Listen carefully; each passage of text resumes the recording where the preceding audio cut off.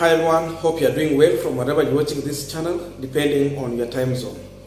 Now, in one of our past videos, we had gone through some of the evidence that Azimio la Umoja is compiling to present before the Supreme Court so that they can use it to overturn what Chebukati announced to Kenyans.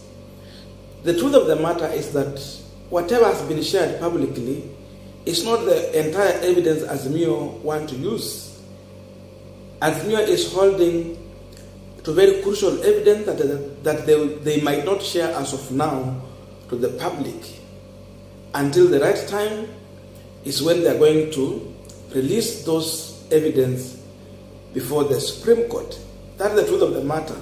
So expect more things and expect to see more expose during the Supreme Court sittings.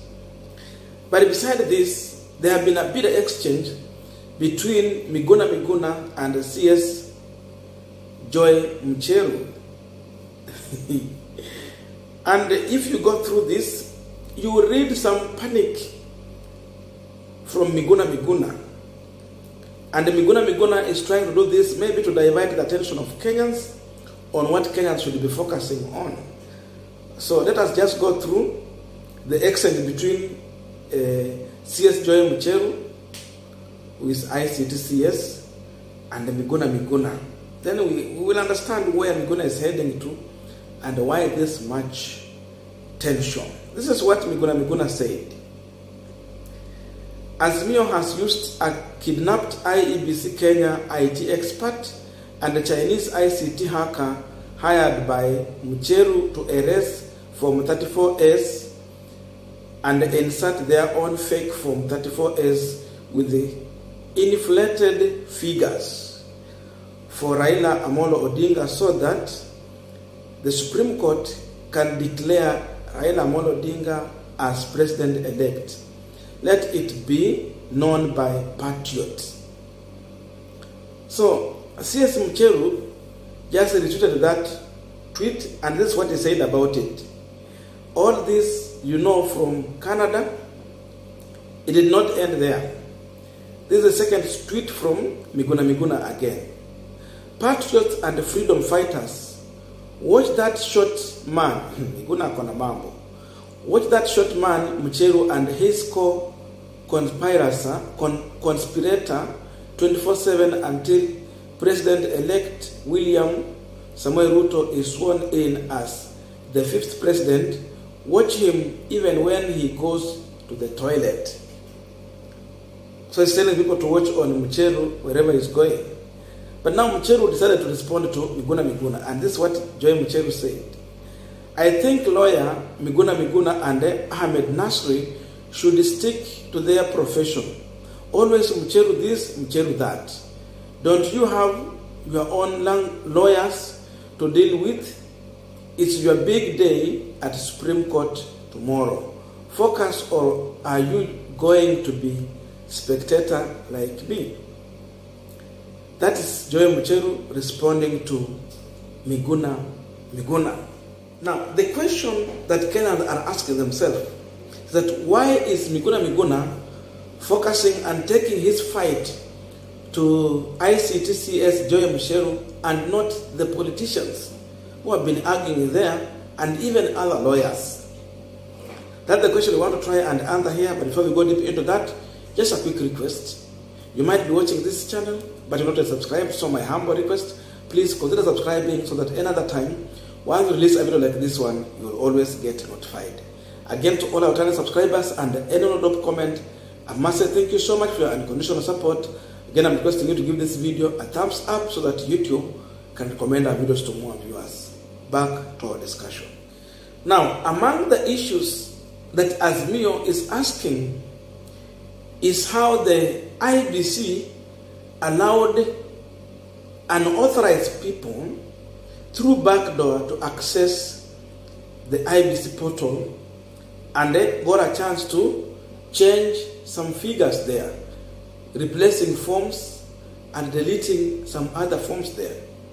That is one of the big questions that Raila Amolo Odinga team is asking And we will see it coming out when the Supreme Court sitting will start.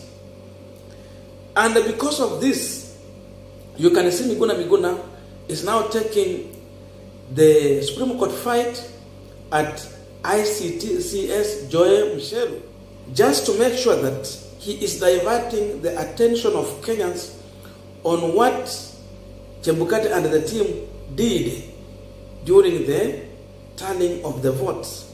Now they'll be focusing on, oh, Joy Mucheru is the CS for ICT, so he can use some people here and there for hacking. That's why he's talking about Chinese hacker.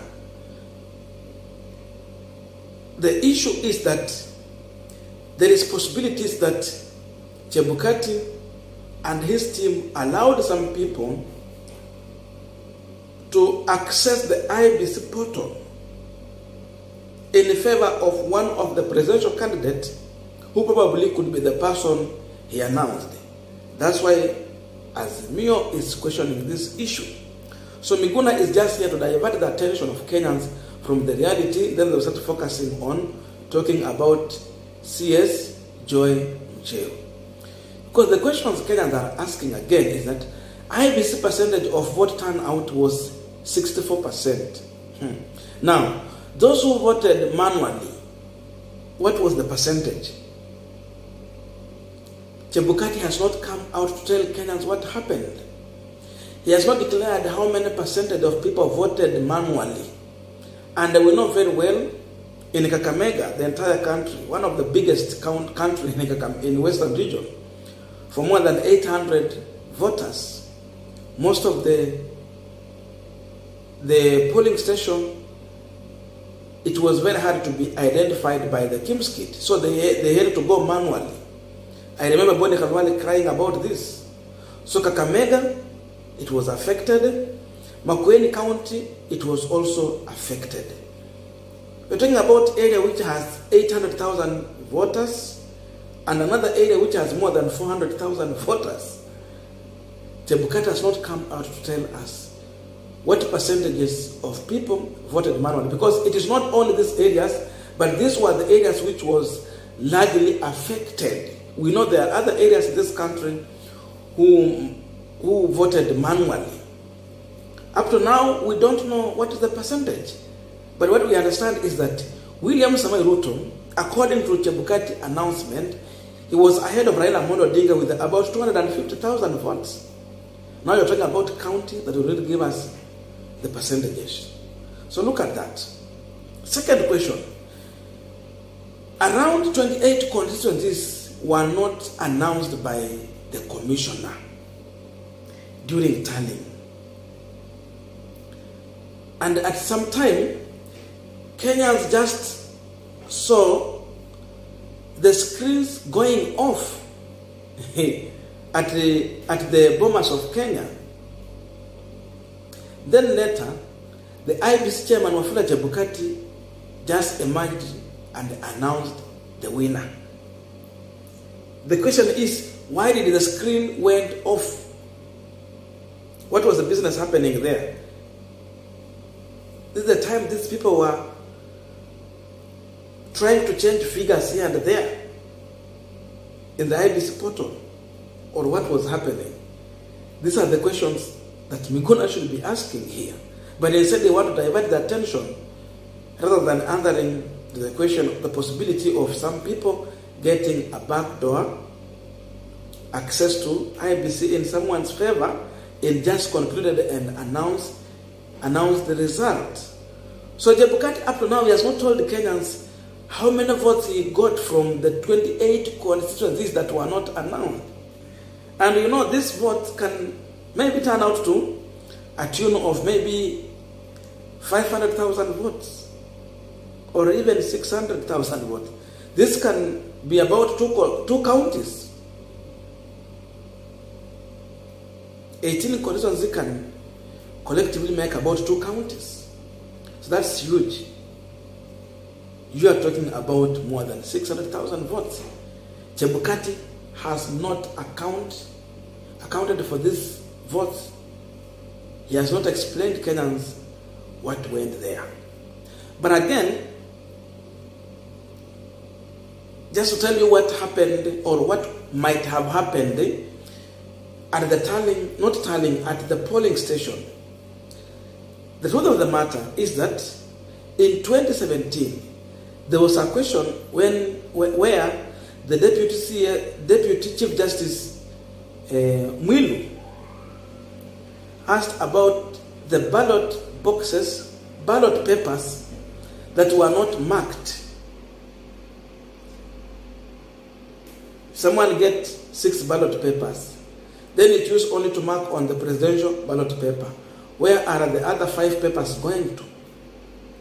President Uhuru Kenyatta and William Samoei Ruto, together with the Chebukati lawyers, failed to answer this question. But the reality is here. What happened on ground and what the UDA side might have organized, just like in 2017, to use the IBC returning officers, not returning officers actually, presiding officers at the polling station, to use some of the ballot papers of the individuals who did not turn out to vote and vote on their behalf. They just take papers and start ticking. Unaangalia mali pa presidential candidate, you tick, tick, tick, tick, tick. That's exactly what might have happened mainly in Nyanza, in Rift Valley and the Mount Kenya region, just to work in the favor of the UDA candidate. And that explained how we had high turnout in Rift Valley and the Mount Kenya region.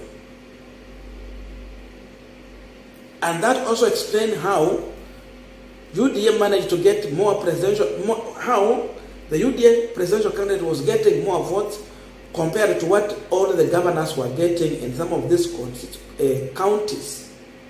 More than what the senators in those counties were getting. More than what women rep in those counties were getting. Someone somewhere was compromised. Just take ballot papers and start ticking on the presidential ballot on behalf of an individual. These are some of the things that might have happened. And these are the things Azimio is going to table at the Supreme Court. That's why I see Miguna is trying to divert the attention of Kenyans, that now they will start focusing on CS Mucheru rather than focusing on exactly what UDA or Kenya Kwanza side might have done. So the fight for Mucheru is to divide the attention. There's nothing like Mucheru using the back door now to try and change document there and there in the IBC portal. Because now you see, when they will be telling Chebukati to provide the evidence, now they will be seeing that someone deleted a form, then replaced it with another one. If you try to test them, that's the data now you are going to get there. So they want to try and put it or link it to the Azimio side. When with that, we exactly just understand that this could be from Kenya Kwanza side, reverse psychology. That is the game that these guys are trying to play here. Thank you so much for listening to me. I don't know what to think about this, but let us meet in the comment section to have a continuation of our conversation. See you in our next video.